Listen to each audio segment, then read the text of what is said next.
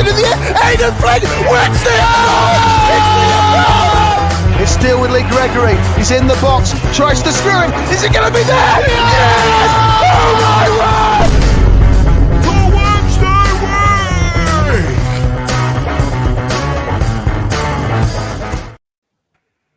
I love them titles. I've got to say, every time I see them, I do the show. Dan's done amazing with them. Sorry, evening everyone. Welcome to the Wednesday week. I'm joined tonight by Stevie, Holly, and Charlie. And we're here. No, it's not Groundhog Day. We are here to review a game against Coventry City. 2-1 in the league we lost. 1-1 in the cup. I just don't know what to say about it. It's Groundhog Day, definitely is. How are we, guys? Everyone all right? Stevie, you good? Yeah, I'm good, mate. It's that Monday night soon comes round, doesn't it? Tell me about it. I've done these 3 weeks on the track. Can't wait for Dan to come back. So yeah, everyone, it's my last time. He is. So Is him gallivanting around? Charlie, are we all right? Yeah. I've just had COVID, which was lovely. Can highly recommend if you fancy being laid in bed dying for a good 7 days. I'm all right, thank you very much. I'd take me all the time to get out of bed. It is without COVID. Holly, are you okay? Look, well, you've gone retro again, haven't you? Look at that. I have, but I have to say I'm absolutely maffed in. I am so hot. This was such a bad film.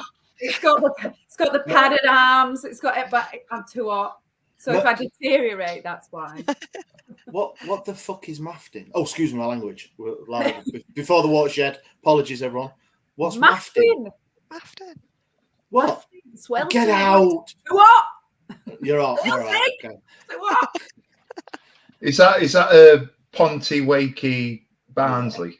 Yeah, it's up there, isn't it? It's just a normal thing to say. I don't know.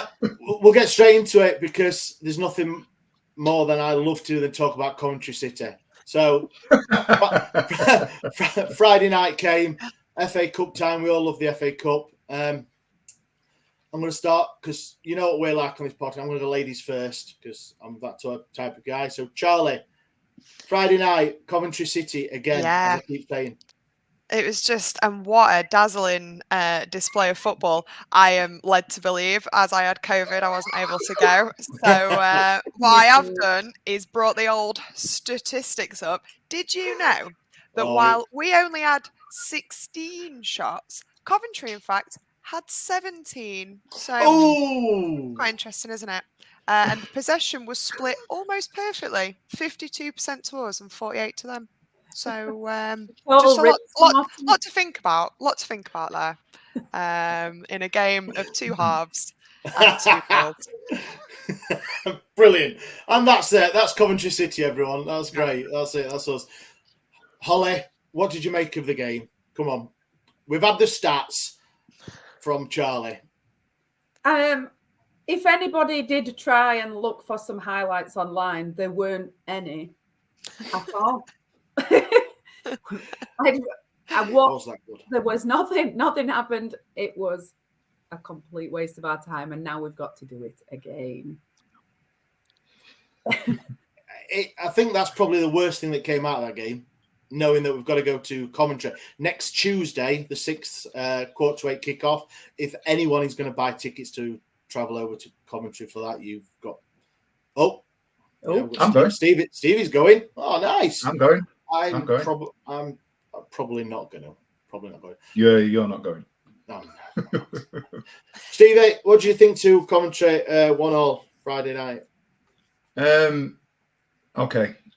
First of all, I spent the evening sat with some wonderful people because it was a rare opportunity for some of the Wednesday weekers to get together because nobody's bothered about where they sit and what they do. So me, Holly, Blair, and Dr. Simon Hill managed to get together, order tickets.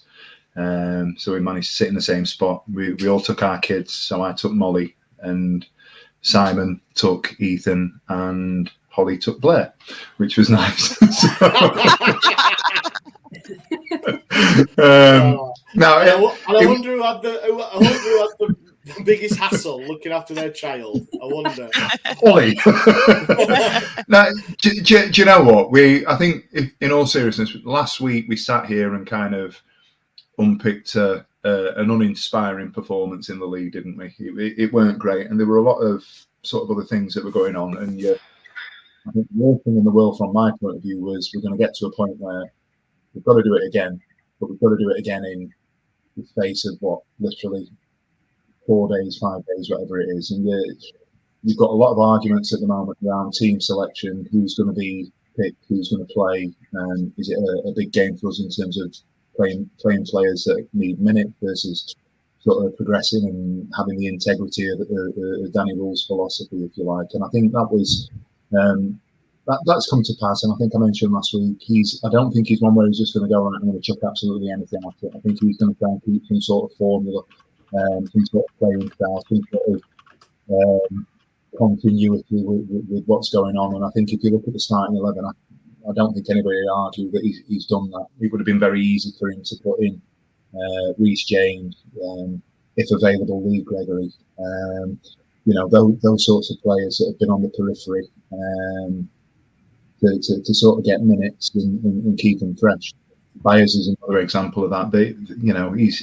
He's kept with what he's stayed true to over the last sort of 6-8 weeks. And I thought the starting 11, whilst not necessarily a statement of intent, was one that said he's going to pay respect to the competition and, try and keep that upward trajectory, if you like, in terms of the sort of style and the formula that we've been working towards over the last few weeks.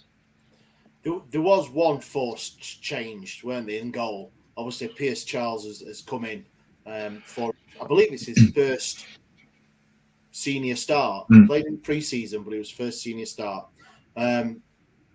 Cameron Dawson got injured. I've not seen anything. If anyone can see what the matter was with Dawson, I think I've seen a report today that it's a knee injury that might keep him out for 4 weeks. Oh right. I think I've seen that. So that'd be interesting. Well, and then a new signing, Ugbo, gets his first start as well. I know he came on against Coventry last week, didn't he? But he came on. How did the two new signings? Well, not new signings. Sorry, two full debutants play, Holly?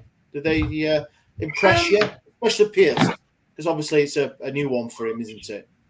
Yeah, and with keepers particularly, I feel like everybody is just waiting for him to do something wrong. And I've only just come to terms with the fact that our manager is younger than me. And now I'm having to come to terms with the fact that players that are starting are nearly the same age as my child. I'm not on board with that. And he looks like a baby. And I just thought, please protect this man at all costs. I didn't know whether I wanted him to make a big save early or if I wanted him to settle early.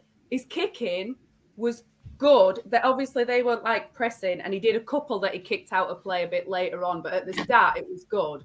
I feel like he beat himself up a little bit about the two that he did just before half time. But I think he were always showing football and stuff and moving about, and can't really argue with anything that he did. With Ugbo, I think the first half he was a bit not really involved, and then I'm sure we'll come on to it, but in the second half he got involved a bit more. Yeah, I think just sorry Ash, I think just with Charles's footwork, I thought it was very impressive. He was very, very composed, and the way that we played this season with the rolling of the foot over the top of the ball, drawing players in. Dawson's been maligned for doing that this season, slowing it down too much, not playing with enough tempo or so forth. But you've seen on Friday that it's a clear game plan that we're trying to enforce. And I think the thing with Charles is technically he looks like it. He looks like a player that can do it. You can see that he's played with or been brought through the system at City. He had no stress in him. There was no sort of lack of composure when people were closing him down. You know, I think it was more us in the stands that were worried about it when people were sort of pressing.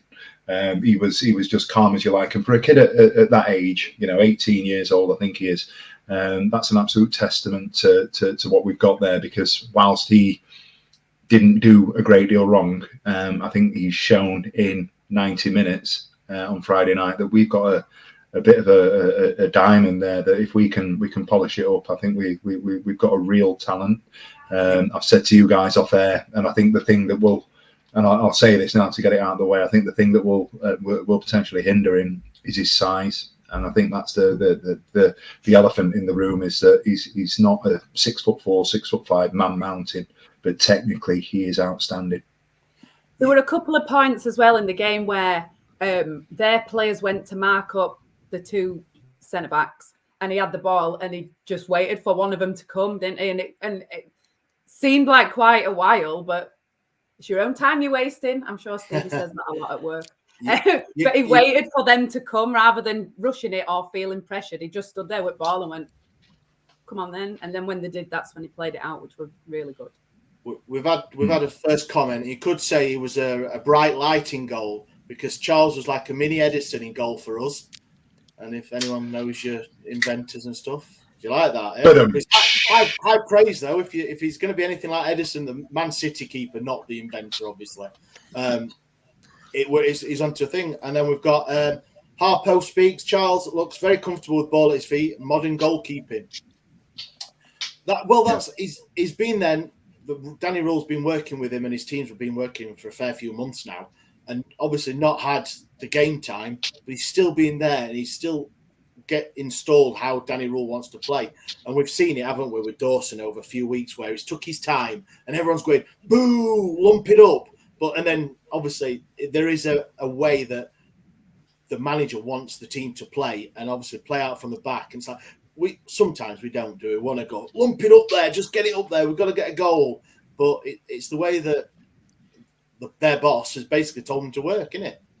Also, on that, I will say, there were a few weeks ago, weren't there, where we had two keepers on the bench. Charles was on the bench as well as Vasquez or Dawson, whichever one it was. And I don't know whether that's because Danny's worked at international level and all the keepers sort of train with the team anyway, but that might have been quite helpful for him to be part of the first team set up before he were ready to start playing for us. I think that was the one, if I'm honest. I think he's travelled with the squad. But they've had the comfort to put him in, but that was when there was a bereavement and Buckley went, and I think they put him in. I'll stand corrected. Yeah. I'm not sure that was originally the plan, but you're right, Holly. We could have gone with however many subs and not put him in, but the fact that we've said, right, we're comfortable to be able to name him and get him ingratiated into the team and have him part of the setup. He does do has been doing the warm-ups, hasn't he, over the last few weeks, to get in and about. Pressure off of it being, this is your first day. Yeah, 100, exactly that, 100%, and that's testament, I think, to the coaching setup, the people that we've got behind the scenes that are saying, right, we've got this philosophy and we're going to bring people through and do it in the way that we're doing it at the minute, which I think is good. I think it's important. We're not rushing people into the setup, and I think one of them's injured. I don't know if it's Pooty or Thashiri or somebody. I think we've got one of the young lads is out injured at the minute, but the clamour would have been to get these lads involved and to get them put back in. Shipston's another one who's been on the periphery and then in and out.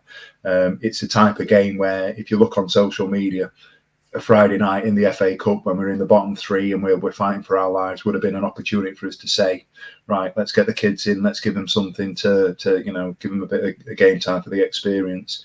We talked about this last week, whether or not we think that's the right thing to do or not. But obviously, we're working with a manager here who doesn't want to do that. You don't want to put people in too quickly.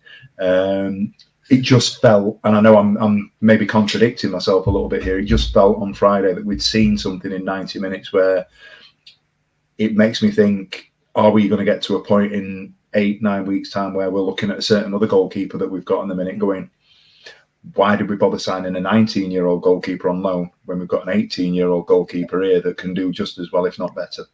That's it. It's smart, isn't it? It's smart to have it's smart to have options, I think, as well, because, you know, sometimes being a second choice goalkeeper means you're not going to see a lot of action, and being a third choice goalkeeper, you're lucky if you're, you know, on the bus at all. So I think it's smart to, it's obvious that, like, in a situation where they've gone, oh, he's cup tied, oh crap, Dawson's injured, right, where are we going? But he's not literally just been handing oranges out. Like, he's clearly been training and been working, and so actually, while he might not be the finished product, as it were, he's not, you know what I mean? They've not scraped the barrel to throw somebody into that position, but you kind of want to be spoiled for choice, even with your keeper. Like, you know, if you've not had that consistency, it's not a bad thing really to be like, oh no, we've got all these young talented keepers. Like, it's not a bad position to find ourselves in.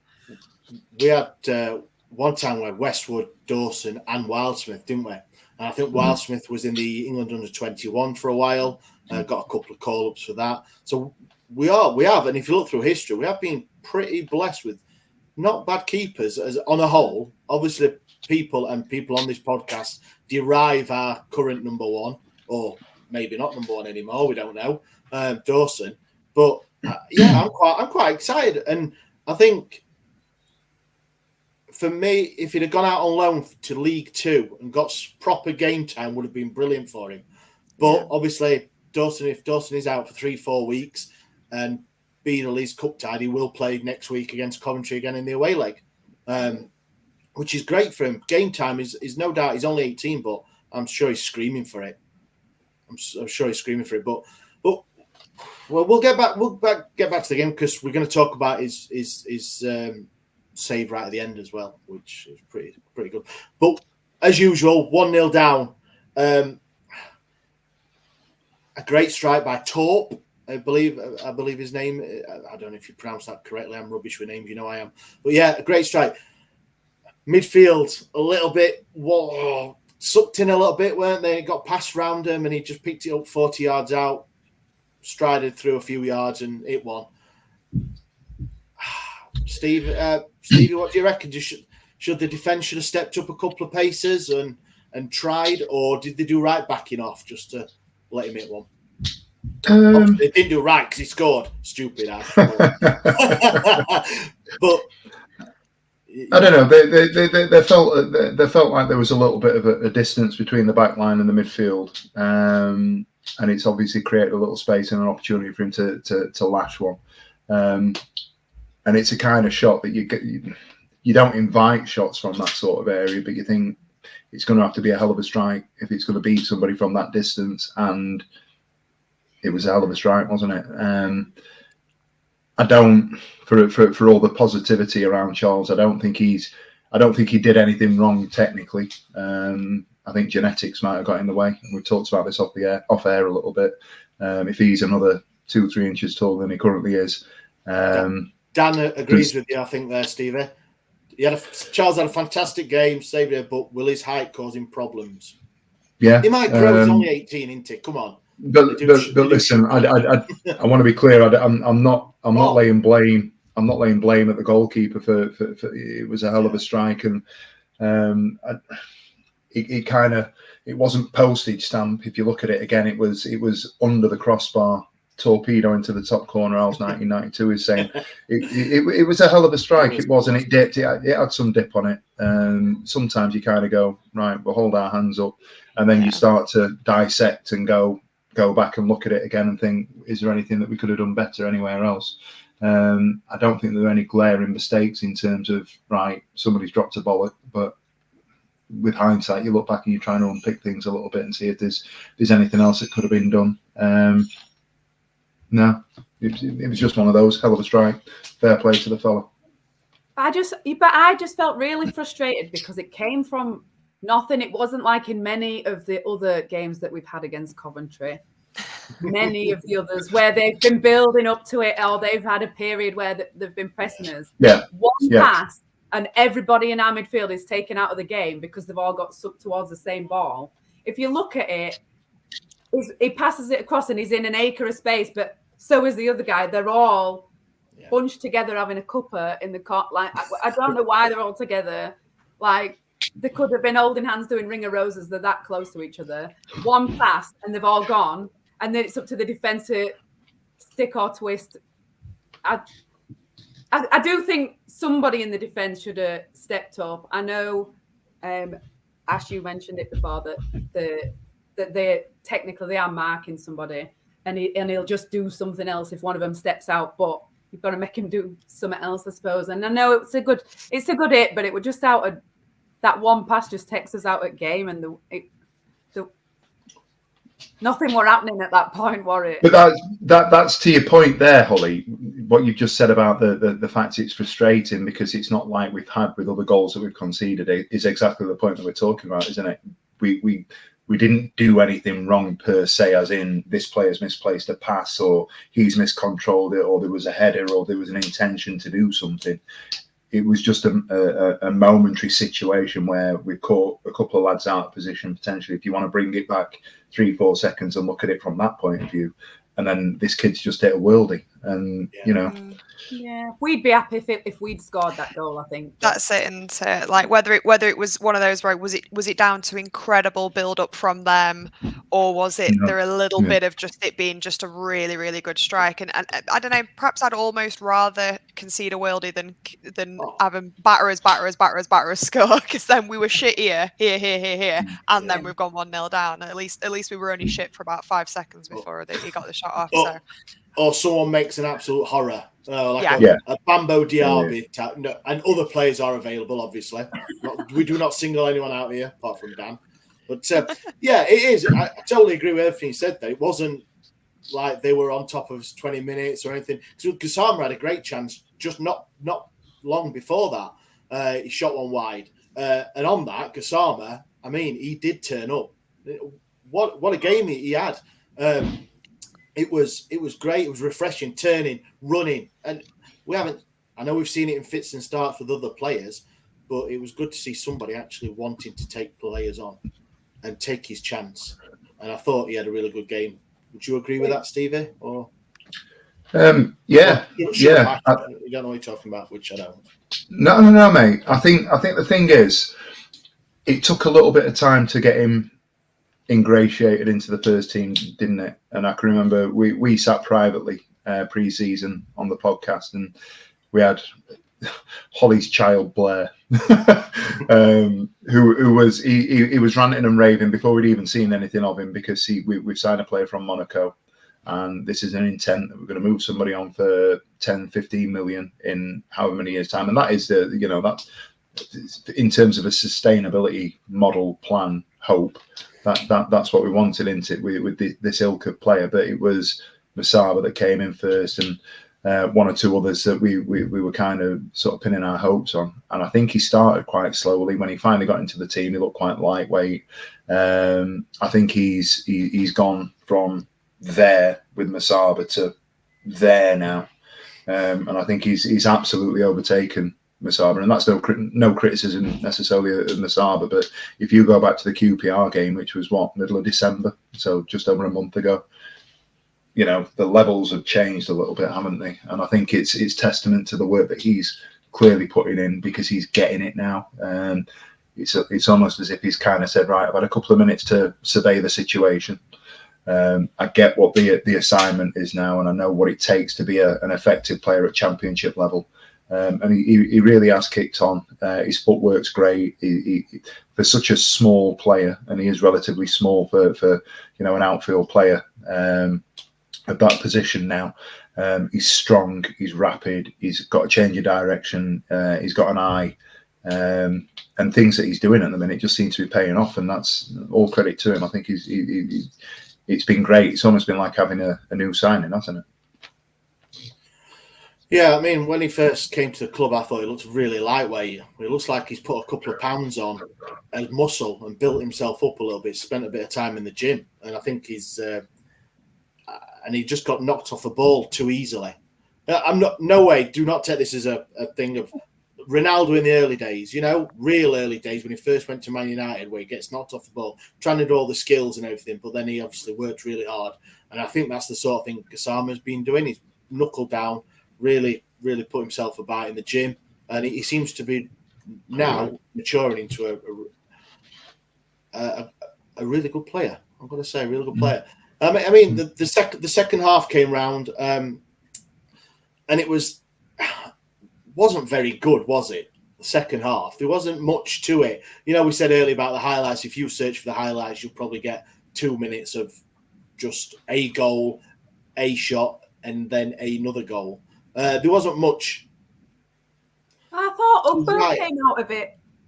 He had a Came good out effort, second didn't half he? Yeah. really good, yeah, and he had a couple of chances that he made himself as well.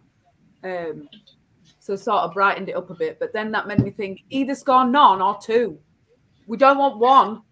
Like anything but another game. We just Yeah. It is, isn't it? It's probably. I mean, we're in the cup, and I'm not one. I'm not massive cup. I like the draws and everything like that. But it's probably a game now on Tuesday that we've got a massive game against Huddersfield and then against Birmingham, and sandwiched in between them two, we've got a trip to Coventry. So it's not looking good in the fixture list for Sheffield Wednesday, is it? But obviously, we just talked about Gassama then. Obviously, he did get the equaliser for us to put us onto that, into the hat for the next round, which we'll talk about after. It was a good goal. Holly, did you think it was a deflected goal? You know, from where you sat up in your high seats. see. I'm not used. I would have had a good view of that in my normal seats. Yeah, if the cop weren't shut.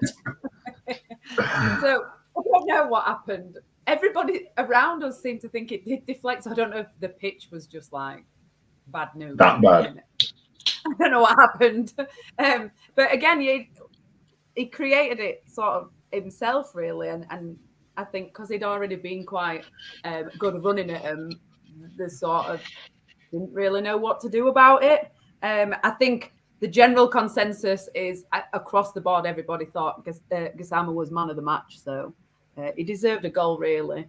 Just wish he hadn't, really. Just purely for the replay. Yeah. I mean, it wasn't. I won't say it wasn't coming, was it? It wasn't that we were, like we said, for Coventry's goal and what we've been guilty of a few times conceded. It wasn't the constant pressure from Sheffield Wednesday. It was. I think Bannon just picked it up in the middle, didn't he? Played it out to him, and like he said, he did make it himself. It did come inside and then hit it low in. So I think what if the way that we'd set, and I think there had been, I know you'd said that it wasn't sort of sustained pressure, and you're probably right, because it was a bit end to end, and they had their chances as well. I think the thing for me is the goalkeeper would probably, he'd be annoyed. If he looks back at that again, he's going to be frustrated, because I think with a second or third opportunity to have a look at a shot like that from that sort of distance, because he didn't put his foot through it and smash the back of the net. But I think what he has done, I think the keeper's probably unsighted, because there were 2-3 players in between it, and whether it's taken a bobble as he's hit it into the ground, and that's affected his judgment in terms of how he's going to set himself to get down for it. He's not dived and chucked himself at it. It's almost like he's either got his positioning ever so slightly wrong, and we're talking a couple of feet here or there, or he's just been put off by the number of Coventry players that were in the vicinity of him, the ball, and Gassama. Maybe that's the sort of the issue with our thinking around the goal, in the sense that it's bottom corner and sort of gone in off the post. I don't know. It felt more scrappy than it was when I looked at it on replay. Yeah, we've had a comment from Finn. He's a Coventry fan. Great save by a keeper from Alan shot near the end. Cov should have had a blatant penalty. That's the Dishon Bernard one, isn't it? Oh, I mean, I don't think so. We've seen him give. That's the stock answer to all them sort of decisions. We've seen him. He's not. If he goes like that with his arm, then there's a conversation to be had. But I think he's gone with his shoulder. I think he's gone with his shoulder. But at the same time, yeah, you're absolutely right. But what I would say is it's one of those where that referee the other night, because he was giving yellow cards out like you won't believe. If that happens on the halfway line, he's given a foul. Well, Well, we'll just mention it then, like Finn just said. Obviously, we spoke about him earlier. Pierce Charles, a great save at the end. He'll do his confidence a world of good. Like you said, not really any fault. Well, weren't fault for the goal. Only his genetics from his ma and pa, that Stevie says. But great save at the end. So it's a 1-1 draw. It's a return to the CBS Arena, I think it's called, the Coventry Building Society, next Friday. So then obviously it's next Friday. Tuesday. Sorry, next. Just pick a day of the week, guys. Come on. We might play them on Friday as well. Why not? Yeah, we love playing Coventry. We're playing them right now. Yeah, Chef Wednesday on a Wednesday at Coventry again, that sort of thing. So I'm sure ticket details will be out soon. So if you want to have another night or day in Coventry, then crack on. What should we go? No, I know what we'll say. We'll mention it. We obviously after the game, I think it was the day after, we saw a video clip was put out by the club. You know, the Your Match Day, is it called? Inside Match Day. And there was a cracking clip of a young lad, Cole, that gave a presentation to Casey Palmer of it looked like some lollies and some chocolates. And he did say, fair play to the guy, I'll not take them in the changing room. I'll get a paste. I'll get some looks. So great gesture from Cole and his mum there at the side in the video. So that's a Wednesday fan. We'll remember them Wednesday fans. What do you reckon, guys? I think that's it. Thank you. And Finn says he loved the gesture from the Little Owls fans. So, but thank you very much, Finn, for that. That was fantastic of Cole. Big up him. Then we'll just touch on it. Obviously, if we get through Coventry for the 4th time, we've got a massive tie. What? I genuinely thought when they threw the ball out and it said Sheffield Wednesday or Coventry, they were going to go against Sheffield Wednesday or Coventry. Let's let it die. So if you saw the draw and if you've seen their social medias and everything, we will have a home tie against Maidstone, who beat Ipswich 2-1 on the telly the other day. We've got to get through. I'm going to stick a saying Coventry. We're going to beat Coventry next week, but it's a bit of a tasty tie, though, really, isn't it? It's a good chance. Good chance. Yeah, but knowing our luck, 100,000,000%, we'll beat Coventry and lose to Maidstone. Like 1,000,000%. That is nailed on. We'll be like, and then they'll go on to win the whole thing. It's just absolutely classic.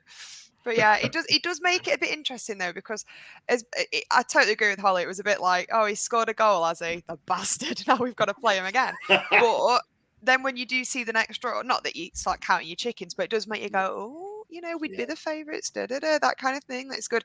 I'd be drawing some massive team that it were obviously going to be a pain in the arse to play. You'd be even more annoyed about it, because even if you do get past Coventry, you're just going to get pasted by somebody else. So it gives us a bit of something to aim for.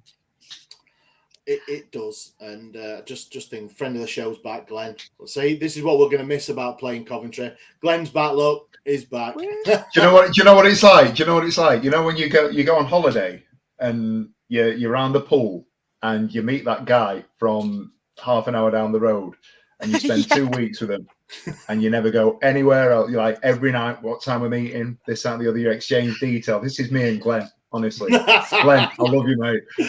Honestly, and it's like, we'll stay in touch. It might just randomly pop on when we're talking about, I don't know, next season, if we're talking about Crawley away or something daft like that. I don't know if they're going to be in League One or if we will, but you never know. He's got a question for us, actually. Will Sheffield Wednesday rest people next week, as surely the league games take priority? Well, we've had this discussion, haven't we, on the pod prior to FA Cup games, and Danny Rule, it doesn't seem like he's the one for that, does it? No. I think it's difficult to say before Wednesday night, and I think it's without wanting to foreshadow what we're going to talk about a little bit later. There are certain transfer rumours about players going out, and very little in terms of what's coming in. So it's going to be difficult to say that we're going to be resting players if with due respect, we've got nobody to rest, if that makes sense, because as it stands at the minute, things are very, very narrow, aren't they? It's very thin, our squad.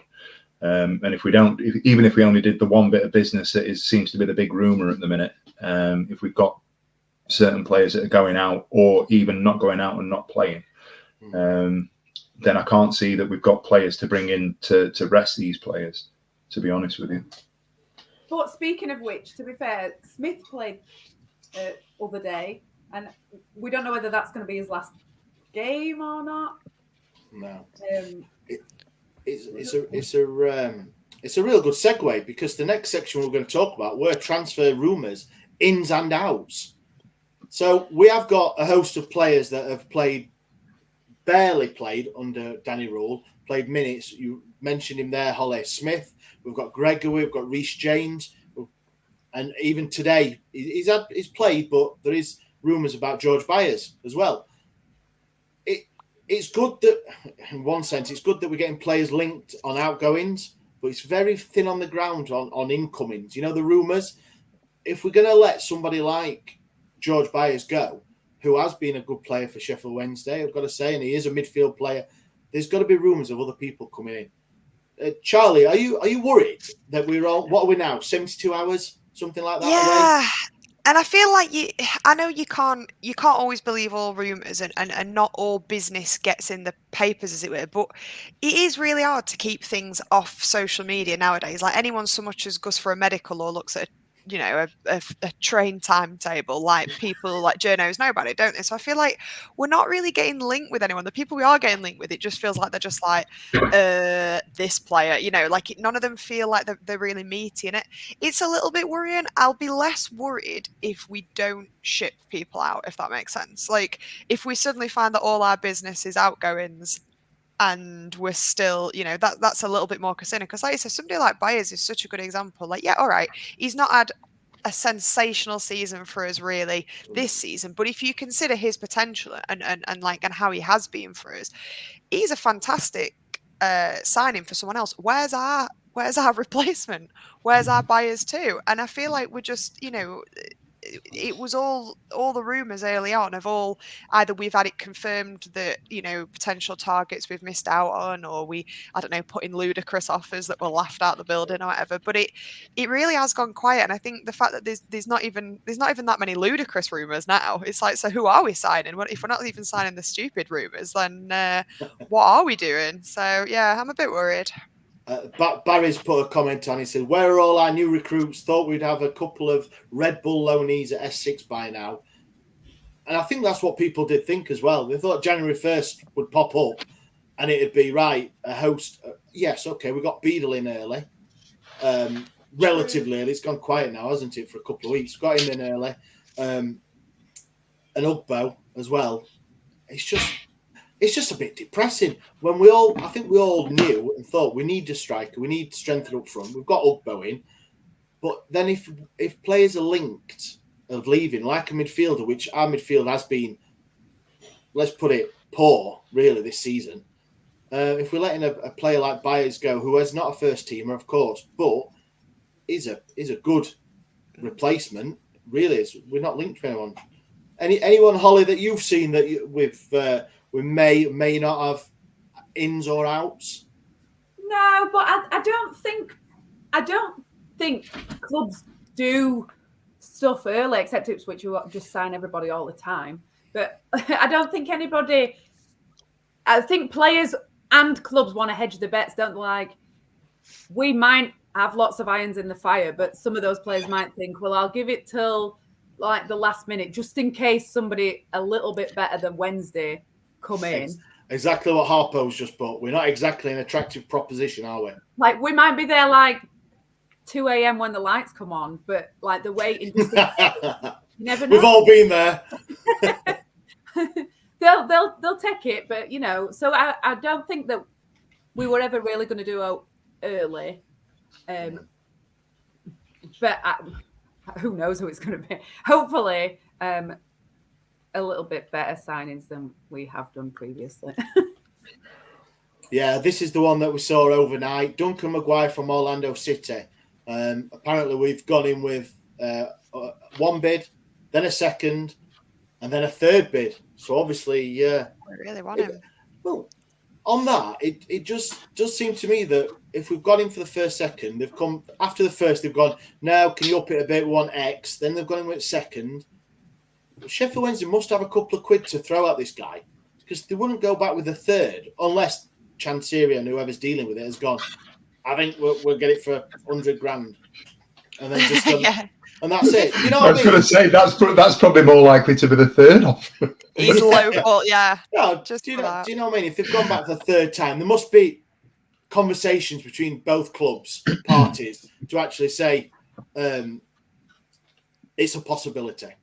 Maybe it's more like the fine print than the money sometimes. Like nowadays, contracts are ever so complicated, aren't they? Like you get like appearances clauses, this, and and maybe because I don't mind us like I don't mind us spending money on players. It'd be great to spend any money on anything, on any player, get anybody in through the door. The only thing that worries me about something like a third offer is it feels like if it is a question of us upping our money, we clearly really want him. He better be good then. Do you know what I mean? Like we don't want a road situation, because it does feel like the only time he ever really puts his hand in his pocket is to just spaff all our money on one person that does not turn up. Like when you think of some of the absolute diamonds we've had in the club over the last like 7-8 years, very few of them have cost us a bob. So I hope it's more about maybe tuning out some of those like fine details rather than it just being like, fine, $1 trillion. How about that? Like, is he definitely going to be worth us breaking the bank over? Well, Gary reckons Blackburn are favourite to sign him, so other clubs are sniffing round him. So we can't be too far off the mark. It's not like we're looking at someone that no one's going to go, why do they want them? He's rubbish or anything. If there's other clubs, then he's got something about him. I've seen the one goal that he smashed from just outside the area, 25 yards out, I think, and that's about it for my scouting ability of the guy. Stevie? Oh, sorry. Oh. Go on. Say it. I just the whole sort of window and the whole sort of vibe. I think the windows killed the vibe a little bit at Sheffield Wednesday. And what I mean by that was right up until Cardiff. Cardiff was the last game, wasn't it? Cardiff was the last game before Coventry. Right up, it was always, as long as, and we've said it, as long as we're 5.6 points off, give Danny Rule January, and then everything will be all right. And we all said that. And I can't help but feel, and I've got no insider info or anything like that to sort of tell me that this would be the case. I can't help but feel that Danny Rule feels the same. And I can't help but feel that he's gone into the transfer window thinking, right, I can ship this player out, I can do business here, we can send that player back, and then X, Y, Z will happen. And I just think that things are happening slower than he would want. And I think we're now, as we've said, we're 2 days away from deadline day, the window shutting. And I've just got it in me that I think he would have liked to have had 3 or 4 more players over the line than what we've got, whether that be a midfielder and a striker, maybe another defender or a fullback.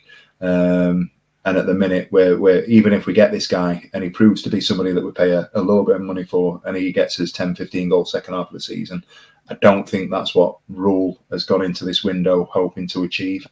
We've heard the rumours about Hendrick going back to Newcastle and that not happening. If we are entertaining anything around George Byers going anywhere, and you can say what you want about Byers, I thought it was absolutely outstanding for 2 years down in League One, and has shown flashes without, absolutely running away with it this year. So he's underperformed, but if you want to line him up against certain other players, and I'll throw it in there. If you're telling me at the start of the season that we're going to be playing Liam Palmer in midfield and George Byers is going to be sat on the bench, then there's something not right there, is there?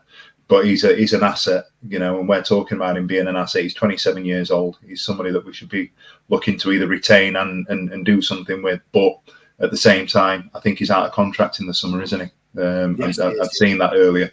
So do we have to then say, right, we're going to cut our losses? And that's more about how we've managed the situation than it is about the player, because that shouldn't be something that's happening. Reece James is nowhere. So these players are here, and I don't know what the plan is with 2 days to go. It's clear that Gregory's not going to play again. So why is he still here? Why have we not let him go? It's clear that there's been interest.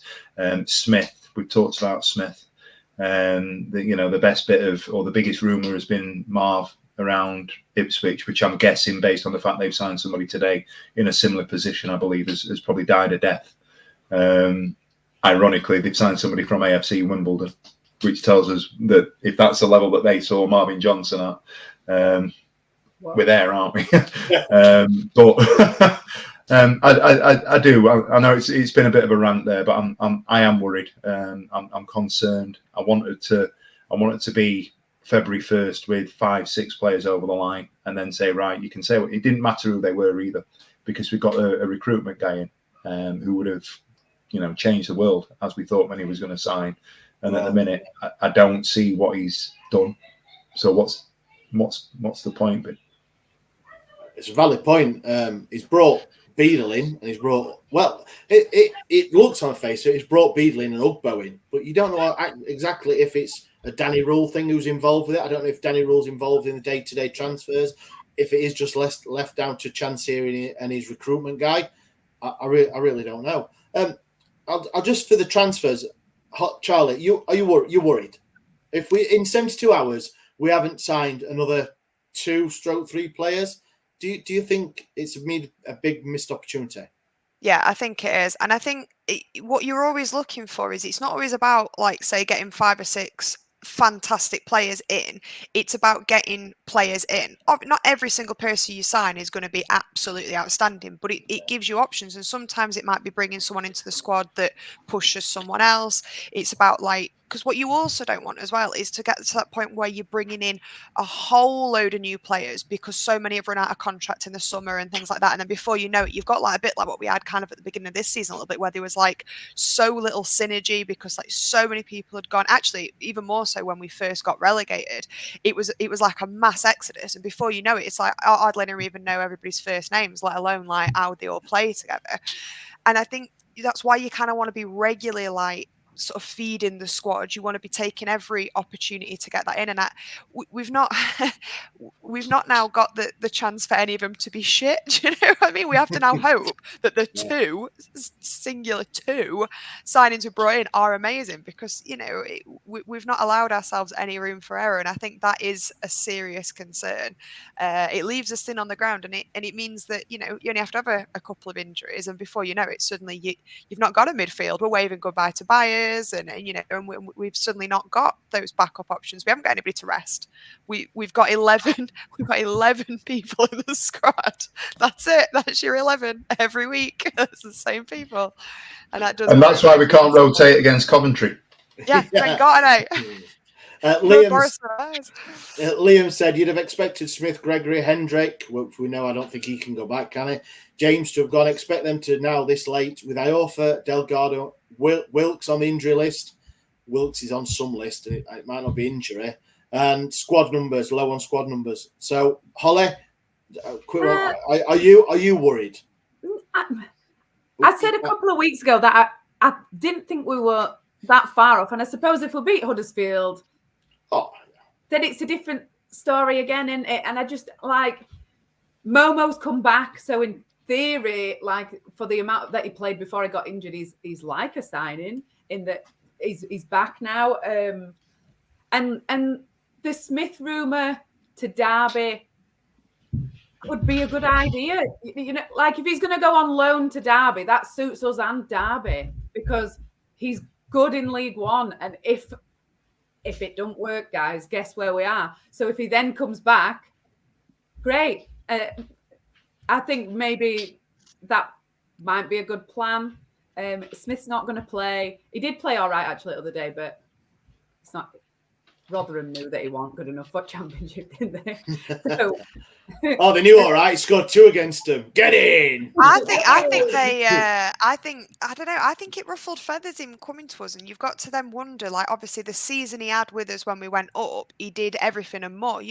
What was it? First 20th season goal scorer since the bloody dinosaur age. But then you think, but if he's now not doing that for us, it was such a great big thing for him to come to us. It's like, it's nuts that we've not done anything with him. If we're not going to play him, like, it's like, it's all for not all for nothing, but it's, do you know what I mean? Like, it was a big kind of thing for him to leave a club that really valued him. And if we're now not a club valuing him, let's send him somewhere that he will be.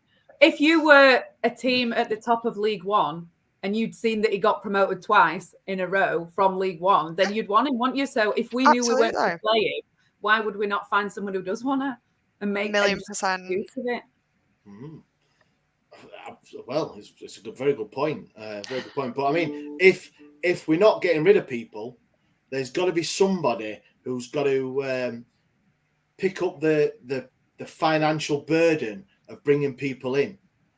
And that's a great segue to our next section of season tickets.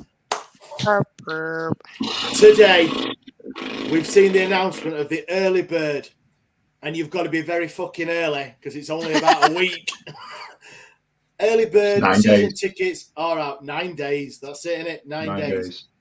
Guys, look, everyone, every Wednesday night has got their own thoughts and their own whatever they think about season tickets, if they can afford them, if they can't afford them, if they're not going to buy them, if they are going to renew. If you're a new season ticket holder, if you're going to be or thinking about it, then you're mad as a fish in petrol, right? But, you know, they've come out. And what's your thoughts? You've seen the prices now. And Holly, I know you sit in the cop. Stevie, you're lucky enough. You sit 3 rows in front of me. For now, anyway. Truly blessed. I'm truly blessed. Holly, I'll start with you. Top prices, £460 if you buy them from today, which is obviously £20 a match. Now, on the face of it, if you just take it as £20 a match, I don't think that's too bad. But so go on, Holly.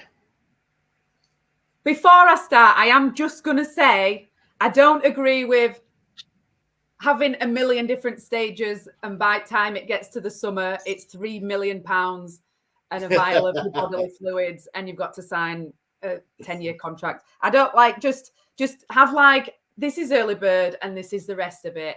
For example, last season, Barnsley's early bird tickets finished on the 2nd of May. So their early bird was the season, and then once it got to the summer, then that's no longer an early bird. So, like, why can't we do that?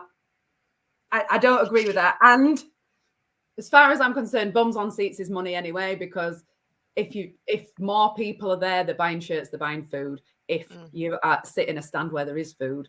But yeah, so having more people in, but then I know that Chansiri has previously said, if you make it cheaper, more people don't come. So I don't know about that. He has. But Dan said that. What? Dan Pudge said that at the start of the year. We had a big conversation about it in terms of pricing, or it might have even been last year. And you know, he used his big stupid brain to explain that it doesn't matter how much you pay; the faithful are going to pay it anyway. And you know, your walk-ups or whatever it'll be are negligible in the grand scheme of things. Yeah. But there are people. There are people who have a connection to the club and keep the season ticket going, even though they're probably not going to come to every game. So if you raise the season ticket price by quite a lot, then the value that they get for coming to 70% of games is a lot worse. I think some people, Peter Lerman has put up that it's comparable to like our previous championship ticket price. The COP ones we'll just stick to because that's where I say, and it's comparable to the rate of inflation and stuff. So in theory, it's not that bad. We don't have anyone to compare it to either. So we're all flying off at handles saying it's ridiculous, but we don't actually know because no other championship teams that I tried to look, but couldn't find anyone else that had their season tickets out at all. Yeah. So we again, we're ranting, but we don't know. That just tells you a lot, though, doesn't it? Tells you exactly Well, what you need to know. It does, but I will be getting a season ticket, and again, like, but I sit on Copping cheap bit, so it's easy for me to say. It's easy for me to say, isn't it? I think it's like I say, when you actually look at it compared to last time we were in Championship, obviously it looks ominous that we might not be in Championship, but the club's not going to come out and go, yeah, we'll probably be in League One. They're going to hope that we're not going to be in League One. So they're going to put out Championship prices like any club would do. Yeah. And then hope we don't shit the bed. But I think it's a very emotive subject. Obviously, it is people's lives, it's their livelihoods, it's their money, it's what they. And for some people, football is their life, it's their escape, they want to do whatever they want to do. That's their money. £20 a game, I think, is reasonable personally. It's when it's you a lot start. a month, though, isn't it? It's a lot a month. If you think there's on average like a game a week, that's like £80 a month as like a minimum. Do you know what I mean? Like, Yep. I think it's tricky because you're absolutely right in that people who will always buy a season ticket will always buy a season ticket no matter what the price is. So you're getting that money anyway. You'd be getting that money no matter what. And so all you're really then necessarily getting is, or Chansiri is getting, is that slight increase from the faithfuls. What you're never, ever, ever going to tap into is all the new potential season tickets. Because if you're not buying them at last year's prices, you're not going to be buying them at this year's prices, and so on and so forth. And at a certain point, you're only going to be making an exponential loss because people aren't going to go, oh, it's this much more expensive. No, oh, but it's doubly more expensive. All right, I'm in. Like, I think ultimately you're just going to get to a point where it's the exact same people, and then bit by bit, even those people won't be able to justify it. And I think it is a slap in the face. You know, it's a working class city, and I think you've also got to recognise that it should be more than just how it runs as a business. Obviously, money's important and income's important, but you're also servicing a community.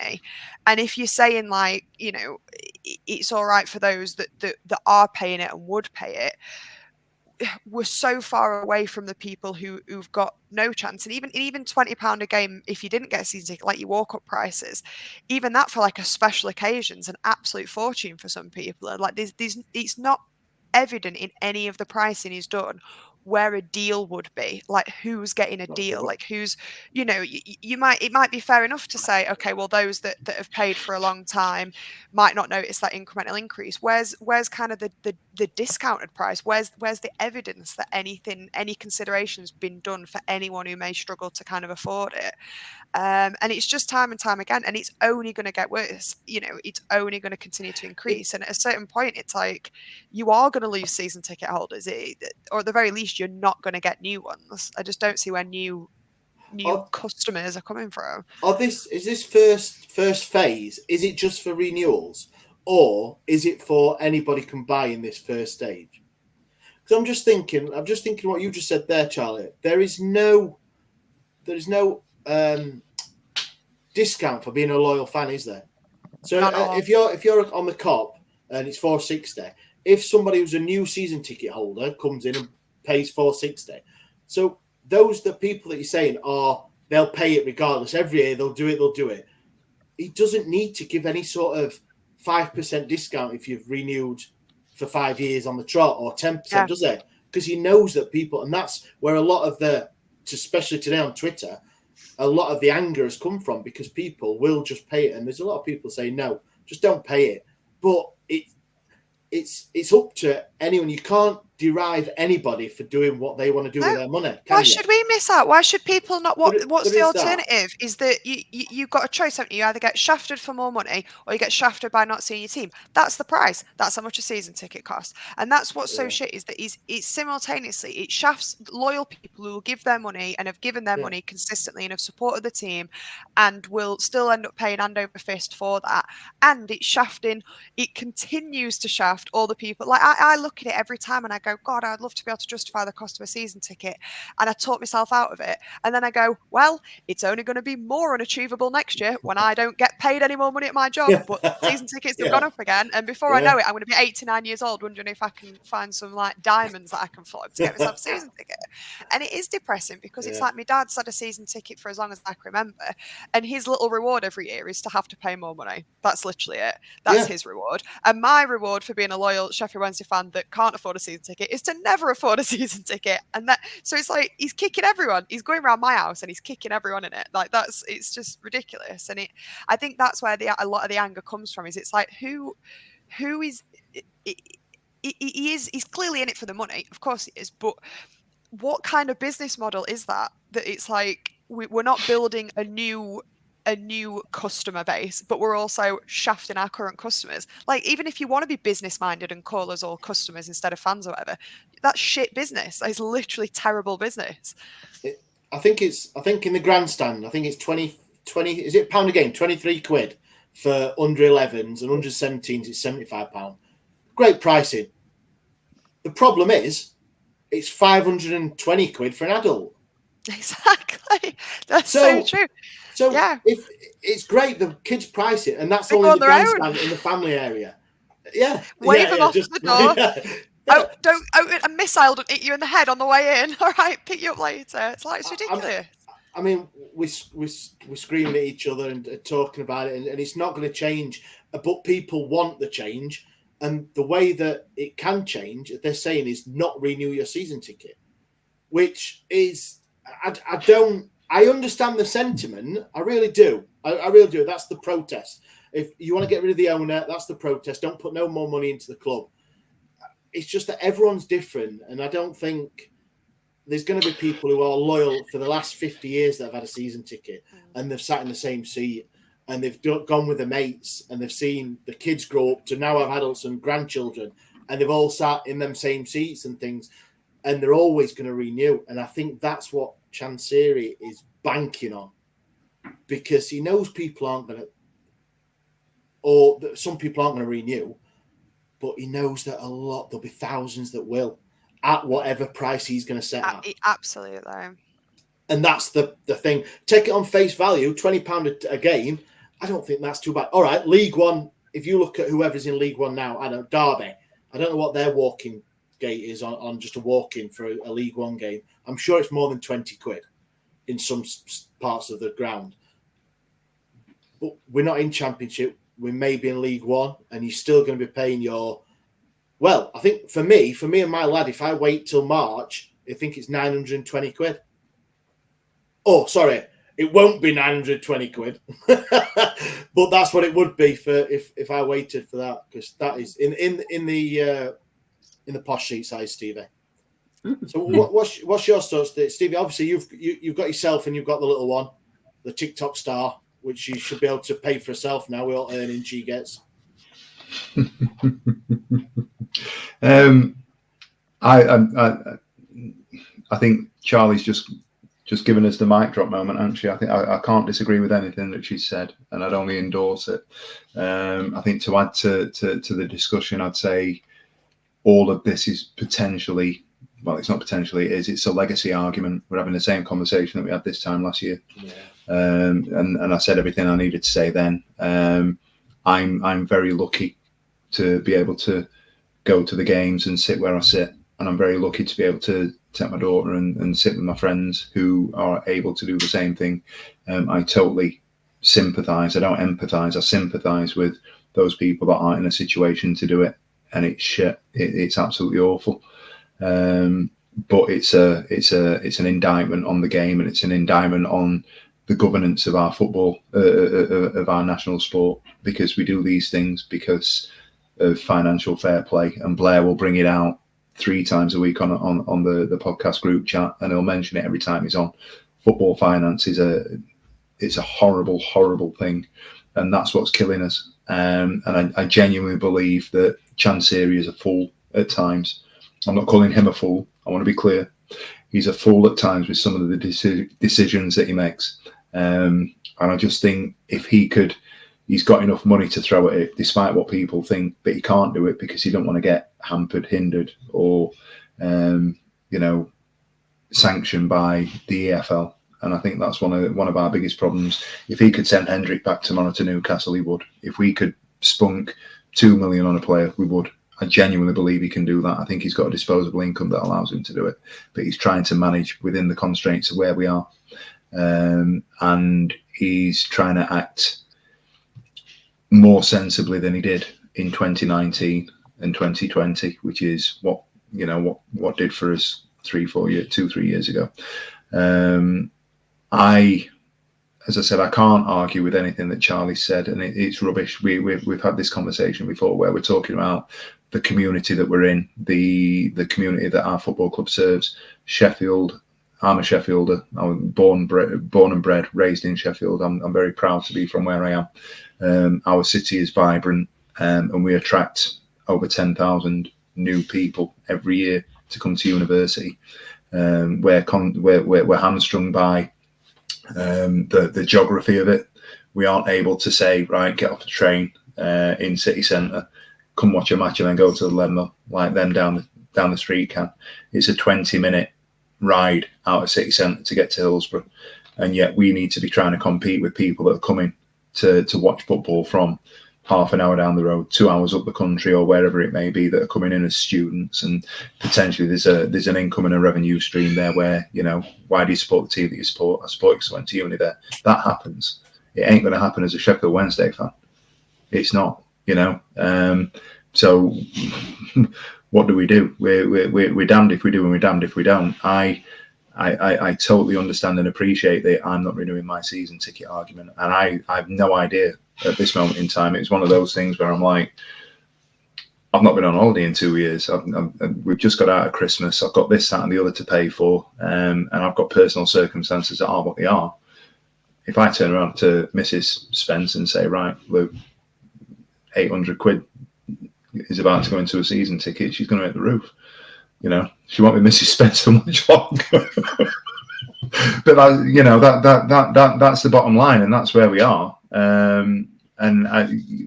then those people that are saying I'm not going to renew are the people that will be jumping on social media this time next season going, well, we've not fought out for this and we're in League One. And remember 10 years ago when Chancery took over, he promised this and that. We have to fund our club, and we're the biggest revenue stream is go. I've got to agree with you, Stevie. I don't think we agree on much, but yeah, Holly, go on. No, I completely agree about the politics of the city of Sheffield and stuff. But can I throw you a curveball? Please do. I was looking at the prices for quite a while because I've had a really, really long train journey home from work today. And the fact that the north and the south have gone up so much and the cops sort of stayed steadier makes me think that maybe there's something in it that, and the grandstands stayed the same, aren't it? There's something in it that is trying to push season tickets behind the goal and away from the sides.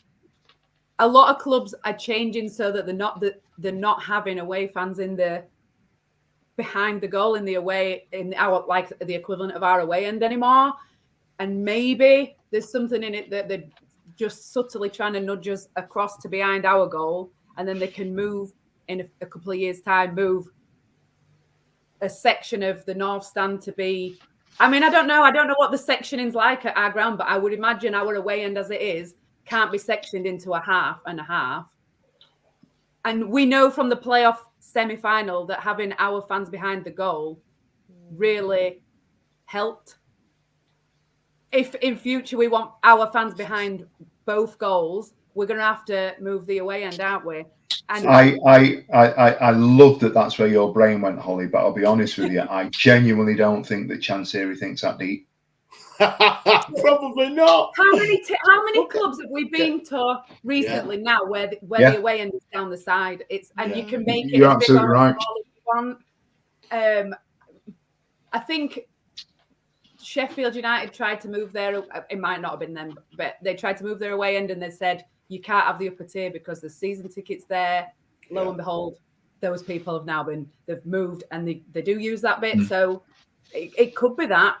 I would like our fans to be behind both goals, but there's an irony that you sit on the Kop. I genuinely believe that the Leppins Lane, the upper Leppins Lane, is probably the best behind goal view in the ground. We give it. That's what I mean. Only because all those videos, it's all those videos that all the vloggers put where it's oh shit, and then you've got a great view. You've got a great view. All our best footage is always I'd love to sit there. Look how good we look from where they're sat. Look, it looks sad for them. There's a lot of sad. There's a lot of arms down. A lot of big view there. All our best videos are from away supporters. It's a subject like Stevie said. We'll have it every January or whenever the early birds go on sale, because like everything these days, it's gone up and up and up, and it doesn't seem to be coming down. The one thing for me, and there's people saying that there's been no notice that it's going. You know, the season tickets are coming, don't you? You know that they're coming, and I know people have put on there. Well, it's 3 weeks after Christmas. Yes, it's before the payday. I think the payday is like obviously this week, I think, for the end of the month for people. So it is, if you can't, obviously you've budgeted for crappy Christmas, that your January payday is going to pay for it, and then you've got another 600, 800 quid, whatever it's going to be for a season ticket because you want to get it in the cheapest one possible. Yeah, it's big crap. You know it's coming though, don't you? I'm moaning. I ain't saved money for it. I knew it would come in. Yeah. So I'm on about myself as well.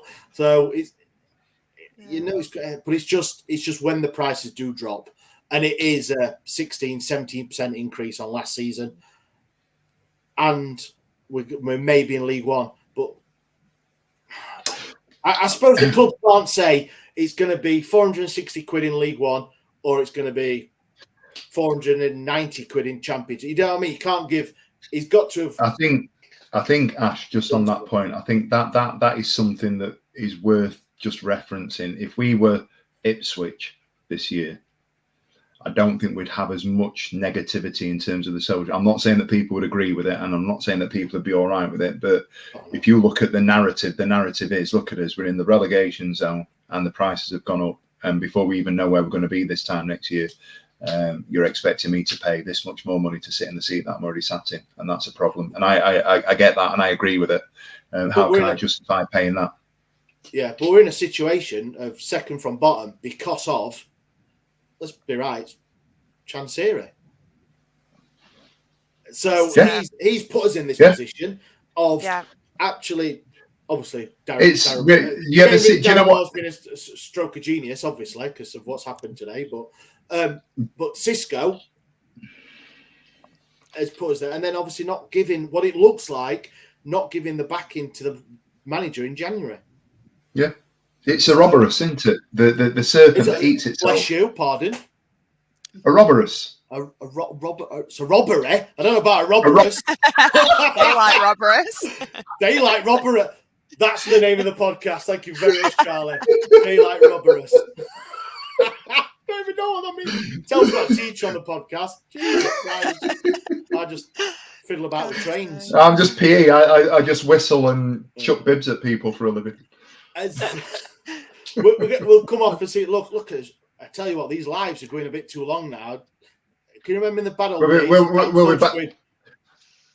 We've done an hour. Yeah, it's time to go. 57 minutes. That's it. We just rabble on. I'm too hot in this shirt. I can't cope. Is there any other business from anybody? I've got a little bit. If anyone Watford preview. Oh, I did this last week. We got Huddersfield. Yes, Watford. Wednesday night. Apologies, everyone. Yeah, they're in a bit mixed form. I think out of the last 5 games, they've won 1, drawn 3, and lost 1. But they are only 3 points off the playoffs, so they are up there. It's going to be a tough ask. But we saw the result, Huddersfield QPR at the weekend. We're 6 points behind them with a game in hand, and obviously they come up on Saturday. So Watford, Charlie, what are your thoughts on Watford? Obviously, the team, not the place. Never been. Far be it from me to disagree with the dog. I think 4-2 sounds right. So, but 4-2 to us, I think dog got it. I think he got a bit confused. Like they're colourblind, aren't they? So yeah, 4-2. Why not? Woof. Anyone listening, if that's I was just going to say, you've just referenced the conversation that we had before we started. Oh yeah. Yeah, that was in reference to the preview show that I did. This is a very strange podcast today. Snakes, We're dogs. talking about dogs. That's with reference to the Do Not Scratch Your Eyes podcast that I did a preview for last night that's out. One of the best times I've had on a podcast, I've got to say, was mad but brilliant. Go and check it out. You'll know what Charlie's on about if you check it out. Holly, can we post a link on socials? Yeah, I'll share it tonight. I'll do it all. In fact, could do it now. Come to know I can't multitask. Holly, Watford coming up. I completely forgot about Watford. I got caught up in all the Coventrys and I forgot about Watford. And wait, what's our record against Watford? I feel like I have never seen us do well against Watford. Well, we lost 1-0 in the return in the away fixture in October. It was Danny Rule's first game in charge, and Asprilla came on and scored in the 84th minute, and it was 1-0. Asprilla. What year is this? I know. What's going on? Right, okay. Not Faustino. I completely forgot that game even existed as well. God, where are Watford in table? I've completely forgot they were a thing. 10th, 3 points off playoffs. This is why we stick to an hour. You know what? I forgot about Watford. I don't know. Let's say that we'll beat them. We've got to beat them for me. But go on, Stevie. What do you reckon? Yeah, I don't know. I feel away from the Coventry of it all. I think this is a really good opportunity to do another Hull. I'm going into it with that sort of vibe. They're not in a false position because over the duration of 30-odd games, you are where you are, aren't you? But I didn't think they were that good. I think Coventry absolutely smashed us Boxing Day. And I know people don't necessarily think that. I think the Sakamoto, weren't it? He was a standout player. Southampton battered us and deserved to win. The bits I've seen of Watford this year, they're not on the same level as what I've seen at Coventry and what I've seen at Southampton. So I'm not doom and gloom about it at all. I think it's a great opportunity, given two poor results in the league, for us to bounce back and get a little bit of momentum. And I think if we can be within 3 points in a game in hand on Saturday, we talk about the cliche 6-pointers and we talk about the season-defining moments within within the period. I think the next 2-3 games are going to be it, aren't they? If we come out of Birmingham and we are favourable in terms of where we are, then it's a hell of a chance for us to be moaning about paying the Championship football next year rather than League One. Yeah, we have had a blow to our survival hopes, haven't we? Of the news of Darren Moore leaving his role at Huddersfield.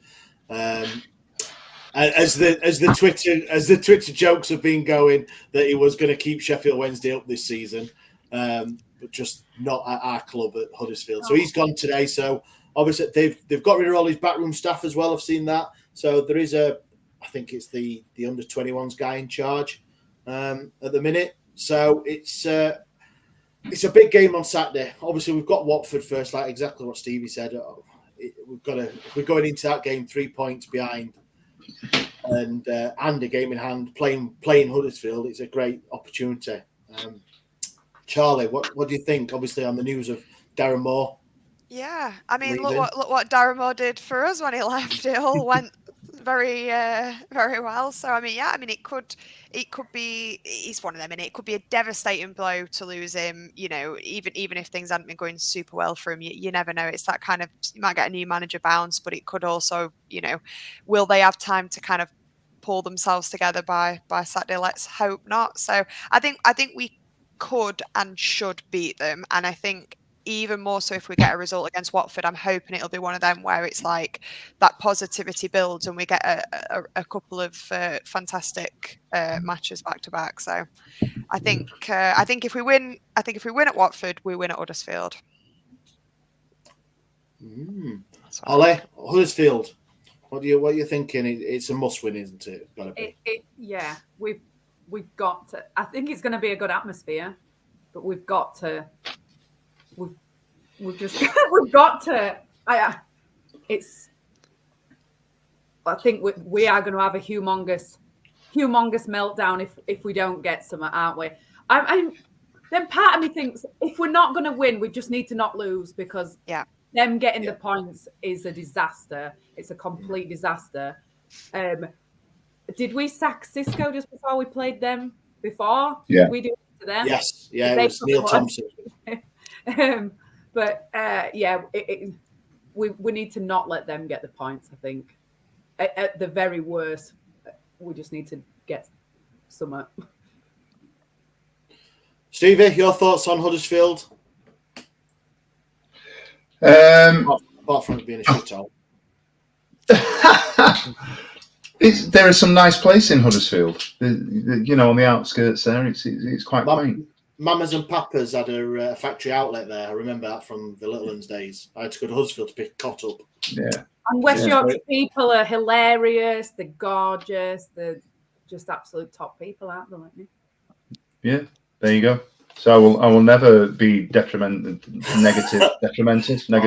whatever the word is. Towards Huddersfield. Yeah. I think, controversially, I think a point isn't the worst result, because you're scrapping for your lives. If we get 3 points, I think that I genuinely think if we get 3 points on Saturday with a positive result on Wednesday, we're staying up. I'll call that now. I genuinely think that happens. But the issue that we're going to have is that if we don't win, we're going to go into absolute meltdown on socials, and it's just going to be an absolute cesspit, an absolute hole to be. I'm going to mute the hashtag if we don't win Saturday. Oh my God! Yeah. Oh no, I'll be all over it. Yeah, because you sit there on like 5 o'clock Saturday, be like, the hashtag's great. All right, bloody hell. No, I think we win. I think we get 6 points on the next 2 games. I'm going big. Positive. Right, I think I've got one little any other business, and people are going to be bored of hearing this, but we have got the Easter egg drop coming up soon. So look out on all our socials, and Stevie said it last week, and I'll say it again. We've had another great lot of donations already. So go if you can, and I'm only say this, if you can afford to donate whatever it is, £1 for an egg, 50p, whatever it is, come and see us outside the Megastore on the Bristol game, the Leeds game, and the Plymouth game, and you'll be put into a draw to win a shirt, a home or away shirt. So it's worth it for £1, isn't it? I don't know. I ain't bought an Easter egg for it. They're still £1, aren't they? They are not £1. They're not. Oh, Chancery is in charge of Easter egg prices as well. So. I've just given him an idea, haven't I? He might stock them all up in the Megastore and go, "Oh, you can donate these to." I nearly did Dan Fudge then. Dan Fudge. You can Come get your Easter eggs. Donate to Wednesday week. Yeah, only a £5, and they've got like £1.50 on the sticker. £5, and you look like you're doing a good thing, which you are fantastic to win a shirt that we're going to actually pay for from the shop anyway. So he's on a winner, isn't he? So, 2017 sell-by date on it as well. Yeah, so everyone come and see us when we're there. You'll see it all over social media, and please get involved if you can, and you can win a shirt. So there you are, and there may be some other bits and pieces on the day as well, but you never know until you come and look at and find us. So yeah, and on that note, we've done 1 hour and 23. Dan Fudge will be turning in his Singapore bar that he'll be in at the minute, no doubt.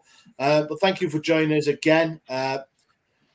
We will be back next week for another episode of Wednesday week, but I won't be hosting. Dan's back, so you can all rest easy. Cheers, everyone. Bye.